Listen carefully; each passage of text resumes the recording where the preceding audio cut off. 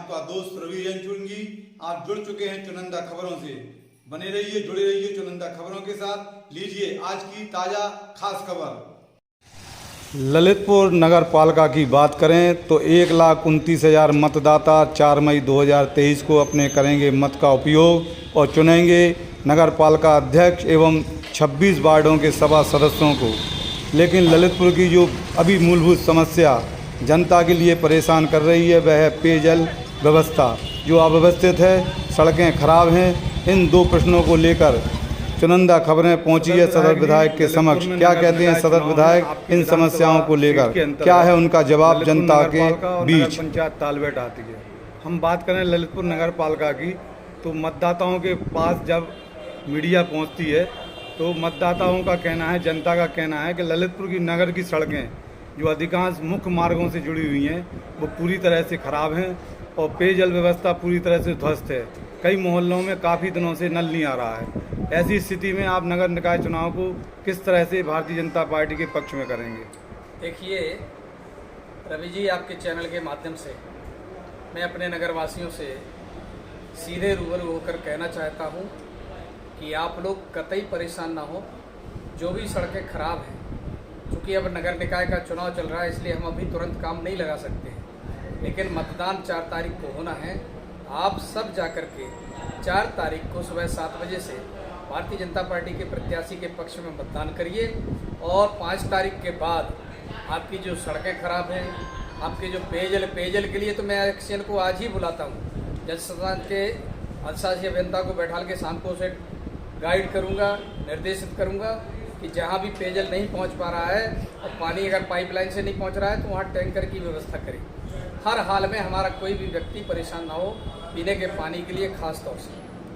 और आपको ये द्वारा जनता को किस तरह से, किस संदेश के अंतर्गत आप भारतीय जनता पार्टी के प्रत्याशी के पक्ष में वोट डलवाएंगे? देखिए रवि जी, भारतीय जनता पार्टी सर्व समाज की राजनीति करती है, किसी एक जाति विशेष के लिए काम नहीं करती है। और हमारा जो मूल आधार है, मूल संकल्प है, मूल वाक्य है, सबका साथ, सबका विकास, सबका विश्वास और सबका प्रयास।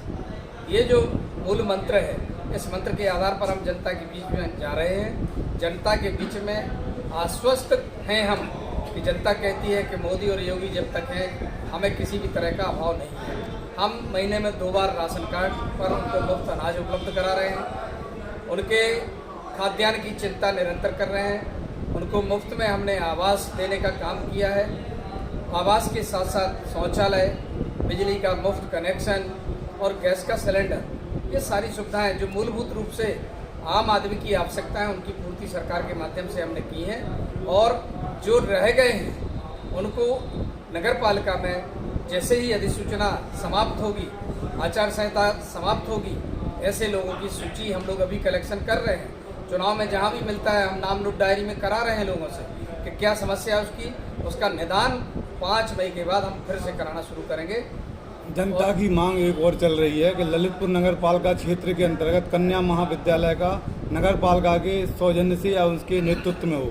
देखिए, पहली बात तो ये आधी आबादी को समान दर्जा देने का हमारा जो माननीय प्रधानमंत्री जी का मूल मंत्र है, उस आबादी का सम्मान हर जगह हो। आपने जो कन्या महाविद्यालय की बात उठाई, वैसे तो सह शिक्षा की ओर हमारा ध्यान है। छात्र और छात्राएं एक साथ कॉलेजेस में पढ़ें, एक साथ एक दूसरे से परिचित हों, एक दूसरे से पहले से ही इतना भाव रहे कि उनको अलग से परिचय की आवश्यकता ना हो।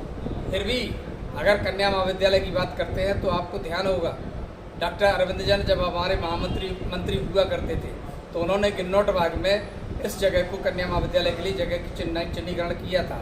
उस जगह का विवाद आज भी हाईकोर्ट में विचाराधीन है।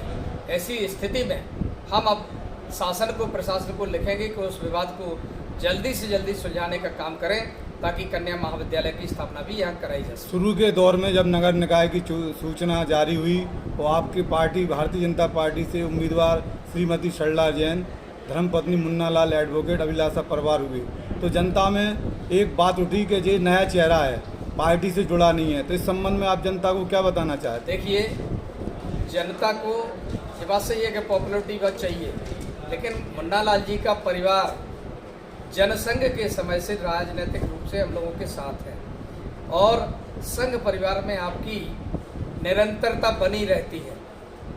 हम आज जानते हैं हमारी उम्र उतनी नहीं है जितना इनका परिवार का समर्पण है जनसंघ के लिए और उसके बाद जनता पार्टी के लिए और फिर आज भारतीय जनता पार्टी के लिए। मुन्ना लाल जी भारतीय जनता पार्टी के युवा मोर्चा के जिलाध्यक्ष रहे हैं, उपाध्यक्ष भी रहे हैं और हमें जानते हैं पार्टी को जब जब इनकी ज़रूरत पड़ी पार्टी के साथ ये अग्रिम पंक्ति में खड़े दिखे। मुन्ना लाल जी हम लोगों के लिए पुराना चेहरा है, जनता के लिए नया चेहरा इस क्षेत्र में हो सकता है कि वो चुनाव लड़ रहे हैं, बाकी जनता के लिए भी अपरिचित नहीं है। अभिलाषा परिवार को ललितपुर का प्रत्येक नगरवासी जानता है। एक मीडिया से रूबरू से समय आपने कहा था कि भारतीय जनता पार्टी नगर निकाय चुनाव ललितपुर का अध्यक्ष पद का 50% से भी ऊपर जीतेगी, इस पर आपका और क्या कहना है? देखिए उस समय मैंने 50 कहा होगा जब मुझे 2022 में अभी 70% वोट नगर में मिला, 64,000 वोट पड़ा था नगर में और 42,000 वोट रामरतन कुशवाहा के पक्ष में जनता ने दिया। तो मैं ये जानता हूँ इस बार जितना भी मतदान होगा उसका 70% हर हालत में श्रीमती सरला जैन को प्राप्त होने वाला है, कमल के फूल को प्राप्त होने वाला है और ये एक इतिहास बनाने वाला है। ये चुनाव सर्वाधिक मतों से पहली बार भारतीय जनता पार्टी ललितपुर नगर पालिका में अपना परचम फहराएगी।